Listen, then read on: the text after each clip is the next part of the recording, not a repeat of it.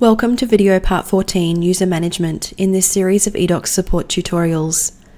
For security of your account, the user management area of the system is only available to users who have this permission enabled on their profile.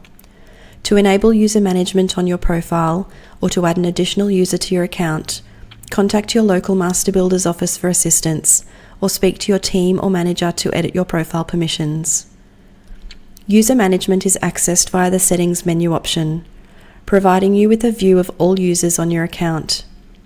As each user has their own unique login to the system, their system permissions can all be managed separately. The permissions available are Billing, Business Profiles, and User Management. Billing permissions allows a user to access the account and transaction settings, including viewing transactions, purchasing credit, and managing the auto top-up settings. Business Profile permissions allows a user to edit the business profile, including the business name, industry license number, ABN, address, and logo. User Management allows a user to manage the permission settings of other users. To edit a user's permissions, click on the Actions button associated to their name, and then click Edit to open the Edit User drawer. Tick or untick the required permissions for that user, and then click Update.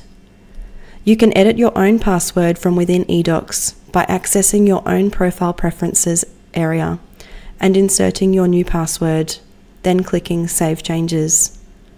To learn more about eDocs, continue to watch other videos in this series, or if you need to speak to someone, contact your local Master Builder's office.